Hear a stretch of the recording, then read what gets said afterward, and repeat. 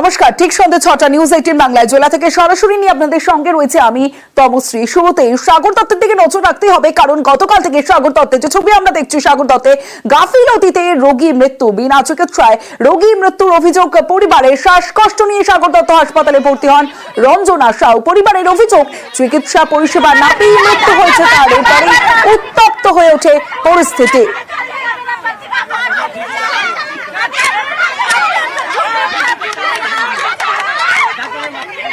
सांस लेने कष्ट हो रहा था, समझे। तब लेके आए तब बोले कि देखे रिपोर्ट, बोले कि एक्सरे कराएंगे, ईसीजी करा के आइए। ईसीजी करा कर जब लेके गए तब बोल रहे हैं कि 6 बजे डॉक्टर आएगा तब देखेंगे। बच्चा को मेरा हालत खराब हो रहा है, हाथ ठंडा हो रहा है। आप तो देखिए, जब बच्चा मेरा सांस फूलने लगा, हाँ करने लगा है मेरा बच्चा, तो वो लोग डॉक्टर लोग एक लेडीज आई, नर्स आके कहा कि एगो सुइया दिया, बस मेरा बच्चा एकदम सांस लेना बंद हो गया। ट्रीटमेंट किया ही नहीं, कुछ दवाइयों नहीं दिया वो लोग, डॉक्टर लोग। সরাসরি চলে যাব, অভিজিৎ চন্দ্র রয়েছে আমার সঙ্গে, অভিজিতের সঙ্গে কথা বলবো। অভিজিৎ, এই যে রঞ্জনা সাউয়ের মা যে অভিযোগ করছেন, সেই অভিযোগ কতটা যুক্তিযুক্ত? তার কারণ হচ্ছে আমরা সিসি ক্যামেরা ফুটেজ দেখতে পাচ্ছি যেখানে রীতিমতো উত্তপ্ত হয়ে ওঠে পরিস্থিতি, কিন্তু তার যে অভিযোগ একজন চিকিৎসকও ছিল না, কোনো ওষুধ পর্যন্ত দেওয়া হয়নি রঞ্জনা সাউকে, এই অভিযোগ কতটা যুক্তিযুক্ত?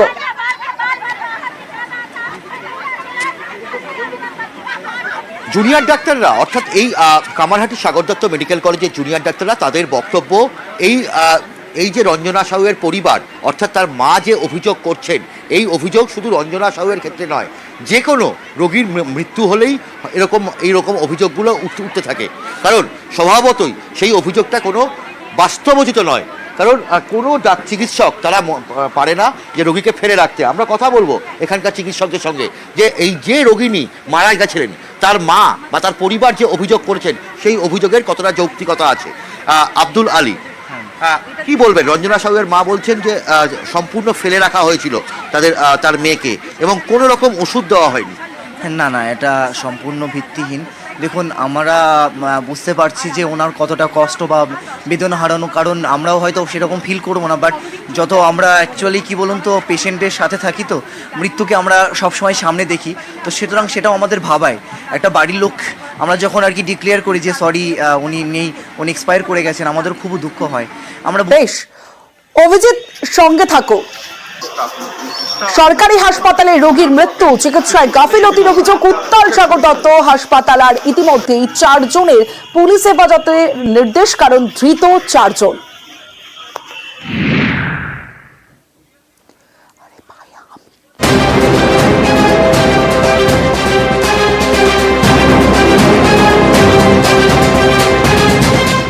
হাসপাতালের মহিলা ওয়ার্ডে তাণ্ডব।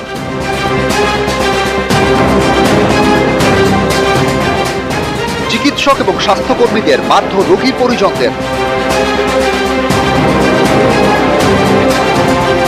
এ ছবি উত্তর 24 পরগনার সাগর দত্ত মেডিকেলের। শুক্রবার বিকেলে কামারহাটির এই হাসপাতালে রোগীর মৃত্যু হয়। মৃতের পরিবারের অভিযোগ, চিকিৎসকদের গাফিলতিতেই রোগীর মৃত্যু। जब बच्चा मेरा सांस फूलने लगा, हाँ करने लगा है मेरा बच्चा, तो वो लोग डॉक्टर लोग एक लेडीज आई, नर्स आके कहा कि एगो सुइया दिया, बस मेरा बच्चा एकदम सांस लेना बंद हो गया। ट्रीटमेंट किया ही नहीं, कुछ दवाइयों नहीं दिया वो लोग, डॉक्टर लोग। বিনা চিকিৎসায় মেয়ের মৃত্যুর অভিযোগ, তারপরেই দিশেহারা হয়ে পড়ে পরিবার। ক্ষোভ গিয়ে পড়ে সামনে থাকা হাসপাতালে জুনিয়র চিকিৎসক এবং স্বাস্থ্যকর্মীদের উপর। हम लोग अपना पूरा काम फॉर्मेलिटी करने के बावजूद भी ये लोग इस तरीके से टॉर्चरिंग किया जो हम लोग का इंजरी कर। कौन लिरिक्स তোমাদের? हम लोग দুজন আছি আমরা। তোমাদের গায়ে হাত কে দিয়েছে? গায়ে হাত ওই আমাদের পেশেন্ট পার্টি, আমরা পার্টি থেকে ওরাই পেশেন্ট। সরকারি হাসপাতালে তাণ্ডবের ঘটনায় 4 জনকে গ্রেফতার করে কামারহাটি থানা পুলিশ। 4 জনকে অলরেডি আমরা অ্যারেস্ট করেছি। তাছাড়া সিসিটিভি ফুটেজ কালেক্ট করা হয়েছে। সিসিটিভি ফুটেজে দেখে যারা দোষী আছে, যাদেরকে কোনো ভায়োলেন্ট অ্যাক্টিভিটি দেখা হবে, তাদেরকে অ্যারেস্ট করা হবে। নিউজ 18 বাংলা। সাগর দত্ত হাসপাতালে গন্ডগোল আর গন্ডগোলের জেরে কর্মবিরতি। সাগর দত্ত মেডিকেলে হামলার প্রতিবাদ, কর্মবিরতিতে জুনিয়র চিকিৎসকরা। যে হামলার অভিযোগ এবং সেই হামলার অভিযোগে প্রতিবাদ এবং সেই প্রতিবাদে রোগীর মৃত্যুগৃহে হাসপাতালে রীতিমতো উত্তেজনা ছড়ায়। চিকিৎসক, নার্স ও কর্মীদের মারধরের অভিযোগ। কর্মবিরতিতে হাসপাতালের জুনিয়র ডাক্তাররা।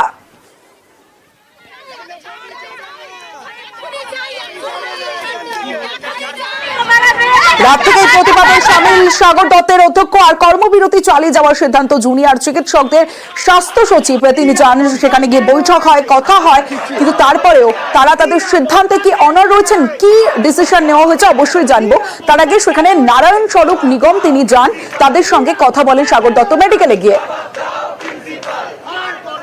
ওনাদের থেকে কথা হয়েছে, ওইখানে সিকিউরিটি কনসার্ন ছিল, নিঃসন্দেহে যে ঘটনা হয়েছিল সেটা উচিত নেই, তার জন্য পুলিশ আজকে থেকে পুলিশ মোতায়েন বাড়ানো হচ্ছে। অ্যাডিশনাল প্রায় 250 বেশি সিসিটিভি কাজ আজকে থেকে আরম্ভ হচ্ছে। ওদের rest room and all other থিংসের কাজও করা হচ্ছে। নার্সদেরও কথা শোনা হয়েছে, ফ্যাকাল্টিদেরও কথা করা হয়েছে। স্থানীয়ভাবে এখানে একটা পেশেন্ট পার্টি মিটিং করতেও স্ট্রেস দেওয়া হয়েছে। সরাসরি চলে যাবো, আমার সঙ্গে অভিজিৎ চন্দ্র রয়েছে। অভিজিৎ, এই যে হামলার প্রতিবাদ, কর্মবিরতি, তারা কি চালিয়ে যাবেন জুনিয়র চিকিৎসকরা, নাকি তারা কি সিদ্ধান্ত নিলেন?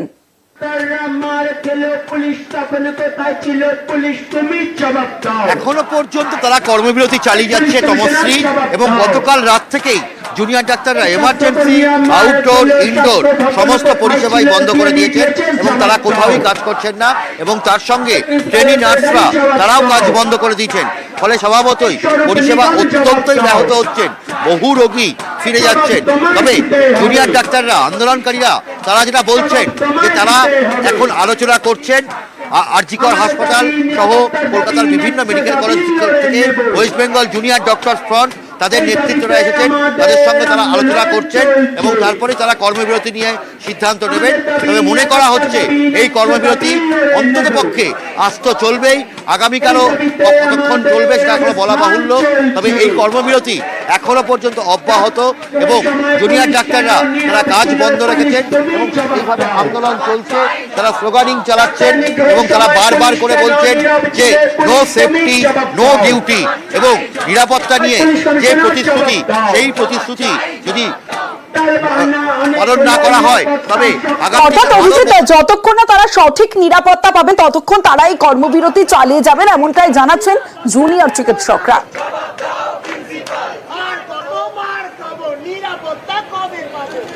পেশেন্ট পার্টি এসে সিস্টারদের গায়ে হাত তুললো, ডাক্তারদের গায়ে হাত তুললো, পুলিশ, সিকিউরিটি এবং র্যাবরা কোনো রকম কোনো পদক্ষেপ নেননি। আমাদের ফিমেল পিজিটির গায়ে আবার হাত দেয়, হাত ধরে টানাটানি করেন, বলেন যে এখানেই তোকে আরজিকরের মতো হেনস্থা করে দেবো, তোকে দেখে নেবো আমরা। সিসিটিভি দেখতে গিয়ে দেখি আমাদের যে রেস্টরুমের বাইরে কোনো সিসিটিভি ক্যামেরাই নেই। এরকম ভেগ এক্সকিউজ কিন্তু আমরা অনেক শুনে নিয়েছি।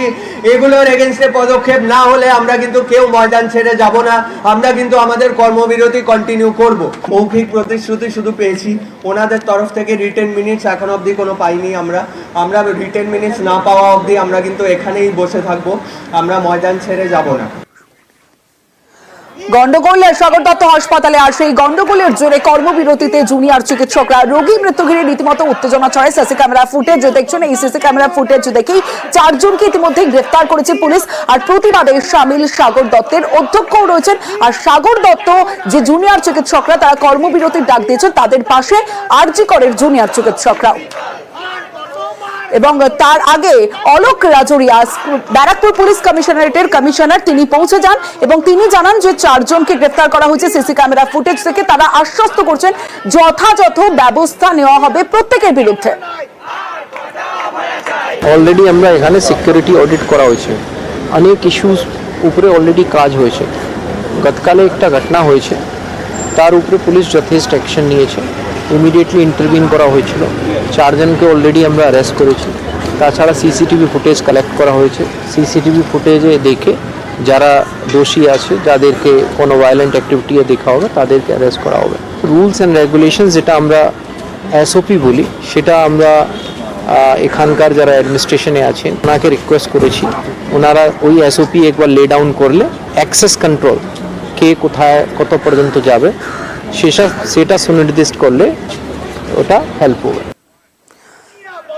ব্যারাকপুর পুলিশের কমিশনার অলোক রাজুরিয়া যান এবং যথাযথ ব্যবস্থা নেওয়া হবে আশ্বস্ত করেন, কিন্তু অন্যদিকে সাগর দত্ত মেডিকেলের যারা জুনিয়র চিকিৎসকরা তারা কর্মবিরতিতে রয়েছেন এবং তাদের পাশে আরজি করে চিকিৎসকরা। প্রথম কথা, বহিরাগত শুধু মহিলা ছিল না, ওখানে ম্যাক্সিমাম পুরুষজন ছিলেন এবং একজন ফিমেল পিজিডিকে ঘরের দরজা ভেঙে খুলে তার হাত ধরে টানতে গিয়েছিল।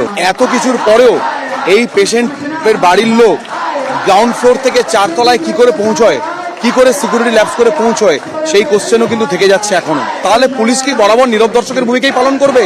এই যে এত প্রতিশ্রুতি, এত কিছু করে দেওয়ার প্রতিশ্রুতি, সেগুলো কোথায় আসছে? আমরা তো কর্মবিরতি থেকে বেরিয়ে এসেছিলাম, আমরা এসেনশিয়াল সার্ভিস শুরু করেছিলাম, তার ফলাফল দেখতে পেলেন। তাহলে এখন কি করা উচিত দর্শক বলবে। চিফ সেক্রেটারি স্যারের সাথে কথা বলার পর যে ডাইরেক্টিভগুলো এসেছিল, সেই ডাইরেক্টিভগুলো আজকে যদি প্রিন্সিপাল সেক্রেটারি স্যার কার্যকারী করতেন, তাহলে হয়তো আজকে এই মৌখিক প্রতিশ্রুতি দেওয়ার জন্য তাকে আসতে হতো না। তাহলে তিনি বলতে পারতেন যে আমি এই কাজ করেছি, এই স্টেপ আমি নিয়েছি। তাহলে আমরা বারবার যেটা চাইছি যে সিকিউরিটির জায়গা যেমন, সেরকম পেশেন্টের দিক থেকে ইনফ্রাস্ট্রাকচারের প্রশ্ন তৈরি করা, রোগী পরিষেবা যাতে কোনোভাবে ব্যাহত না হয়, যাতে আমরা সত্যিকারের পরিষেবাটা দিতে পারি। আমি পড়াশোনা করলাম আর কাজটা করতে পারলাম না, তাহলে কি লাভ হলো? তাহলে আলটিমেটলি তো রুগীর কোনো লাভ হলো না। তাহলে ইনফ্রাস্ট্রাকচার তৈরি করা যেমন প্রয়োজন, পরিকাঠামো তৈরি করা যেমন প্রয়োজন, ঠিক সেইভাবে আমাদের সেফটি সিকিউরিটির প্রশ্ন রেখেছি। জেলা থেকে সরাসরিতে এবার আবহাওয়ার খবরের দিকে নজর রাখতে হবে এবং প্রথমেই উত্তরের দিকে নজর রাখতে হবে, কারণ টানা বৃষ্টি আর বৃষ্টিতে পাহাড়ের দুর্ভোগ। দার্জিলিং, কালিম্পংয়ে আজও ভারী বৃষ্টি এবং ভারী বৃষ্টির সতর্কতা জলপাইগুড়ি জেলাতেও। উত্তরের বাকি জেলায় মাঝারি বৃষ্টি চলবে।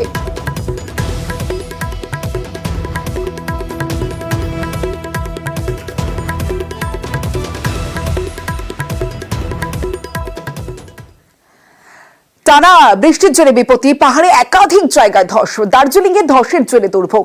কালিম্পংয়ে 10 নম্বর জাতীয় সড়কে ধস, বন্ধ বাংলা সিকিম লাইফলাইন।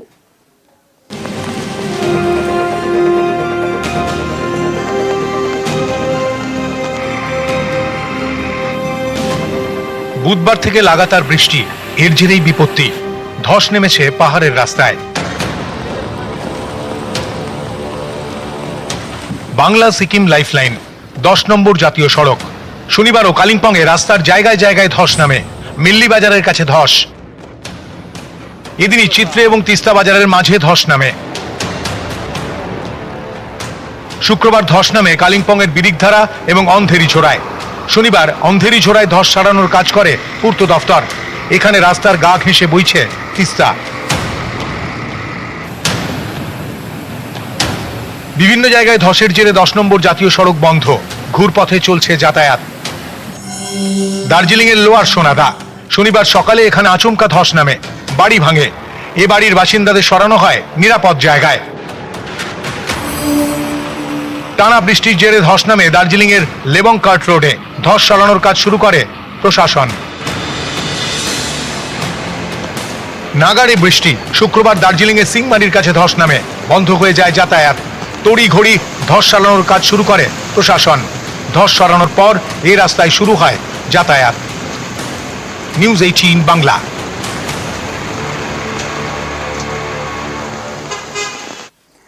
নাগাড়ে বৃষ্টি উত্তরবঙ্গে, জল বাড়ছে তিস্তা, তোরসা সহ একাধিক নদীর। তিস্তা বাজারে বন্ধ রাস্তা, কোথাও বন্ধ ফেরি, কোথাও জল ঢুকলো গ্রামে। বানভাসী মানিক চকে দুর্গতদের ফোনে বার্তা মুখ্যমন্ত্রী মমতা বন্দ্যোপাধ্যায়ের।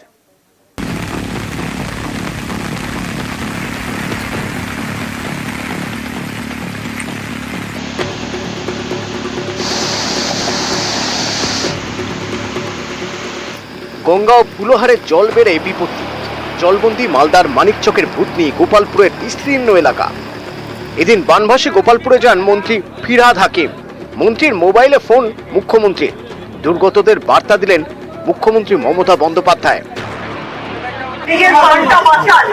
আর আপনারা নিশ্চিন্তে থাকুন, ভূতনির চকে, মানিক চকে যা যা কাজ করার আমরা প্রত্যেকটা কাজ করব। আজকে ববিকে পাঠানো হয়েছে, আর আমি আব্দুর রশিদের সাথে কথা বলেছি, সাবেক মিনিস্টারও আছে ওখানে। সবাই মিলে যতটা পারবো আপনাদের সাহায্য করবো। ব্রিজটা ভেঙে যাওয়াতে আরো কষ্ট হচ্ছে, ব্রিজ আমরা তৈরি করে দেবো, এটা আপনারা ভরসা আসতে পারেন। আমাদের কাজ শুরু হয়ে গিয়েছিল, কিন্তু যেহেতু বর্ষার জন্য কাজটা আমরা করতে পারিনি। আর যারা মারা গেছেন তাদের পরিবারকে 2 লাখ টাকা করে সাহায্য দেওয়া হবে। আর ডিএমও আছে, ডিএমকেও আমি বলবো ডিএনএস থেকে মানুষ যেটা বলছে সেটা শুনে নিচ্ছে, ওদের রিলিফে যেন কোনো ঘাটতি না হয়। সিকিম পাহাড়ে অবিরাম বৃষ্টি, পাল্লা দিয়ে বৃষ্টি উত্তরবঙ্গের 5 জেলায়। ফুঁসে উঠেছে তিস্তা সহ একাধিক নদী, জলে ডুবেছে তিস্তা বাজারের রাস্তা, বন্ধ কালিম্পং দার্জিলিং এর সংযোগকারী রাস্তা, ঘুরপথে যাতায়াত। গজলডোবা ব্যারাজ থেকে দফায় দফায় জল ছাড়ায় আরো উত্তাল হয়েছে তিস্তা। জলপাইগুড়ির নন্দনপুর বোয়ালমারি এলাকায় ঘরে ঘরে ঢুকেছে জল। বানারহাটের গ্রামে ঢুকেছে আংরা ভাষা নদীর জল।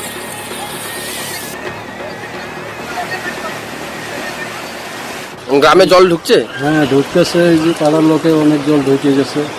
কতগুলো বাড়ি হবে এরকম? তাও মোটামুটি 200-250। লাগাতার বৃষ্টিতে জল বেড়েছে তোরসা নদীতেও। এর জেরে কোচবিহার শহর ও শুকটা বাড়ির মধ্যে নৌকা চলাচল বন্ধ। 12 কিলোমিটার পথ ঘুরে যেতে হচ্ছে যাত্রীদের। নৌকা ভাসা চলে গেছে, নৌকার জন্য জলের জন্য বন্ধ, নৌকা চলে গেছে। টানা বৃষ্টিতে জলমগ্ন নকশালবাড়ি, রায়পাড়া ও সাতভাইয়া এলাকা। রাস্তার উপর দিয়ে বইছে জল, ঘরের ভিতর জল ঢুকে দুর্ভোগে স্থানীয়রা। এদিকে সুধা নদীর উপর বাঁশের সাঁকো ভেসে বিপত্তি গোয়ালপুকুর 1 নম্বর ব্লকের পাঞ্জিপাড়া গ্রাম পঞ্চায়েত এলাকায়। বিপাকে আশপাশের বেশ কিছু গ্রামের বাসিন্দারা। এই পরিস্থিতিতে আগামী 7 দিনও উত্তরবঙ্গের 5 জেলায় হালকা থেকে মাঝারি বৃষ্টির সম্ভাবনার কথা জানিয়েছে আবহাওয়া দপ্তর। নদীগুলির জল আরো বাড়লে কি হবে, চিন্তায় নদীপাড়ের বাসিন্দারা। নিউজ 18 বাংলা। বর্ধমান মেডিকেল কলেজের স্কুল অফ নার্সিং এ এসেছি আমরা, খুঁজে পেয়েছি আমাদের দশভুজাকে। 2 পা 1 হাত হারিয়েও জীবন যুদ্ধে কিছুই হারাননি তিনি। আমি কিন্তু না ভাবিনি যে আমি আবার সার্ভিস করতে পারবো। সায়ন্তী ভট্টাচার্য আমাদের দশভুজা, তার লড়াইটা উত্তরণে। ব্যাংকের নিশ্চিন্ত চাকরি ছেড়ে তিনি ঝাঁপ দিয়েছিলেন এক অনিশ্চয়তার ঢেউয়ে। আজ তিনি সাফল্যের চূড়ায়। এখন আমার 292 জন মেয়ে এখানে সেলাই করে ওদের ফ্যামিলি চলে রীতিমতো। মালদার শিপ্রা ঘোষ।